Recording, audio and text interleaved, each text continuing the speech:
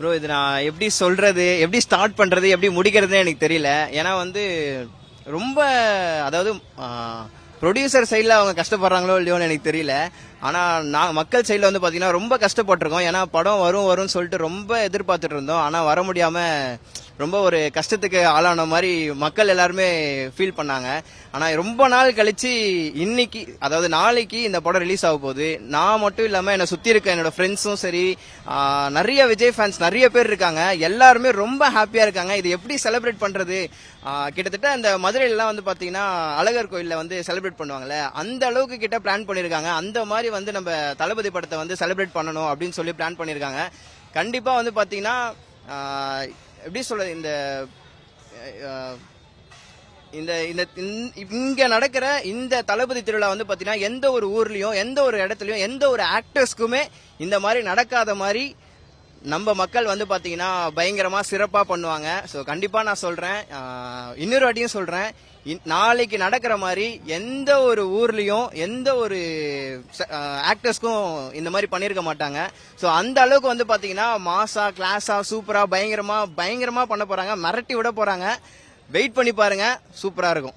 இல்ல டிக்கெட் வந்து பாத்தீங்கன்னா கிடைச்சது. எனக்கு வந்து பாத்தீங்கன்னா நியாயமான விலையில தான் கிடைச்சது. நான் அதிகமா அப்படி கிடைக்கல, எனக்கு கம்மியாவும் கிடைக்கல. நான் எந்த விலைக்கு வாங்கணும் அந்த விலைக்கு தான் வந்து எனக்கு கிடைச்சது.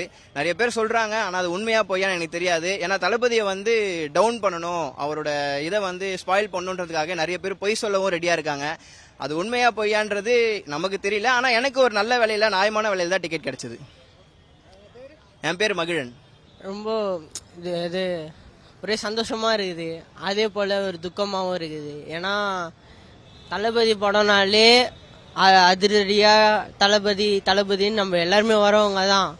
ஆனால் இப்போ என்னன்னு பார்த்தா இதான் லாஸ்ட் படம் அப்படின்னு பார்த்தா நம்மளுக்கு ரொம்ப துக்கமாக இருக்குது. அது ஒரு குறைச்சலாகுது. மறுபடி அவர் வந்து படம் நடித்தாலும் சந்தோஷமாக இருக்கும்.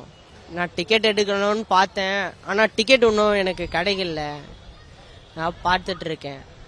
ஆனால் கிடச்சிச்சுன்னா கண்டிப்பாக போயிடுவேன்.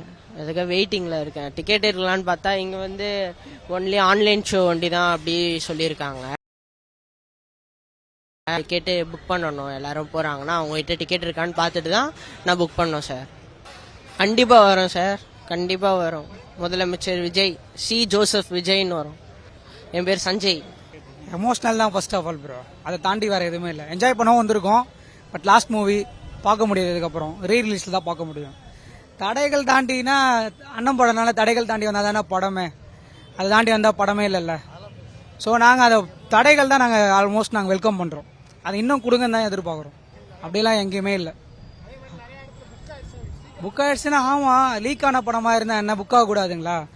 எல்லாருமே டிக்கெட்ஸ் இன்னொன்று நாங்களே டிக்கெட்ஸ்க்காக தான் வெயிட் பண்ணுறோம். ஸோ டிக்கெட்ஸ் வந்து யாருமே அது ஹையஸ்ட்டாக யாரும் விற்கிறதா இல்லை. As per terms and condition படி என்ன கவர்மெண்ட் சார்ஜ் பண்ணுறாலோ அதுபடி தான் எல்லாம் தேட்டர்லேயே போகுது. ஆமாம், எப்படி இல்லைன்னா இந்த க்ரௌடே இல்லை. அப்படி இல்லைன்னா தளபதி ரசிகர் யாரும் அந்த லீக்ல பார்க்க மாட்டாங்க, தியேட்டர்ல தான் பார்ப்பானுங்க. சரி, லீக் ஆன படம் எத்தனை பேர் பார்த்துருப்பாங்கன்னு நினைக்கிறீங்களா? ஆல்மோஸ்ட் 1.2 மில்லியன் பார்த்தாங்களா? க்ரௌட பார்த்தீங்களா? இன்னும் கொஞ்ச நேரம் பாருங்க, நாளைக்கு இன்னும் பாருங்க, இதோட ஹையஸ்ட்டாக தான் இருக்கும்.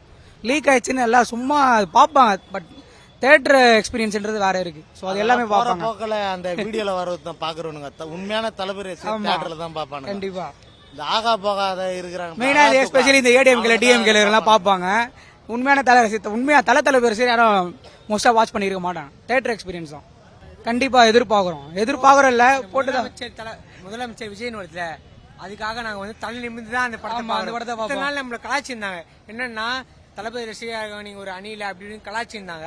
இன்னைக்கு வந்து நாங்க தலை நிமிர்ந்து அந்த படத்தை பார்ப்போம். தலை நிமிர்ந்து ரியல் அணிலாவே வந்து பாக்குறோம் நாங்க. இப்போ எங்களை யாரையும் இப்போ கலாய்க்க முடியாது. என்ன வேணாலும் ட்ரோல் பண்ணி தாங்க பாருங்க. அப்படியே அந்த பாருங்க, மாண்புமிகு தமிழ்நாடு முதலமைச்சர் பாத்தீங்களா?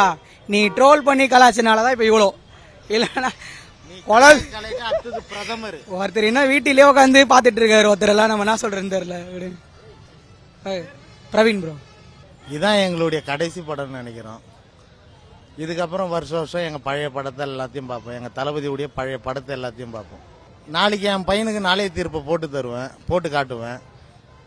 அவனுக்கு இப்போ ஒரு 18 வயசு, இன்னும் ஒரு 28 வயசு ஆகும்போது எங்கள் தளபதி படம் எல்லாம் பார்த்துருவான். அவனும் ஒரு அரசியலுக்கு வந்துடுவான். அப்புறம் கடைசி படம்ன்றது ஒரு வருத்தமாக தான் இருக்குது. ஆனால் தளபதி அடுத்த ஒரு பாதையை சூஸ் பண்ணிட்டார். அதையும் நாங்கள் வந்து செயல்படுத்தணும். இது ஒன்றுத்தையே நம்ம வாழ்க்கைன்னு நினைக்கக்கூடாது இல்லையா? அவர் திரையில் காட்டுறது இப்போ செயலில் காட்டிகிட்டு இருக்காரு. அதுக்கு நாங்கள் ஃபுல் சப்போர்ட் பண்ணிகிட்டு இருக்கோம். அரசியல்லையும் சரி, இதுக்கு முன்னாடியும் சரி, இதுக்கப்புறமும் சரி, அவர் என்ன சொல்கிறாரோ அந்த வழியில் நாங்கள் இன்னைக்கு எல்லா ஏரியாலையும் இதுக்கு முன்னாடி ஆட்சியில் எங்கள் ஏரியாலேயே நான் 151 எங்கள் ஏரியாலேயே அங்கங்கே கஞ்சாலாம் இருந்தது, ஆன்ஸ் இருந்தது, பாக்கு இருந்தது. இன்னைக்கு எங்கள் ஏரியாவில் அது எதுவுமே இல்லை. எல்லாம் எங்கள் தளபதியால். உங்கள் ஏரியாவில் சொல்லியா?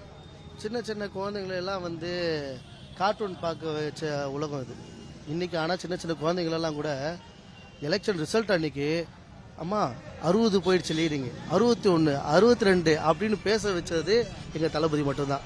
இதுக்கப்புறம் அப்படி ஒருத்தர் வருவாரான்னு நம்மளுக்கு தெரியல. ஓகேங்களா? அதனால கடைசி வரைக்கும் அவர் கூட தான் பயணிக்கும். மனோஜ் மதியம் 151 போரூர்.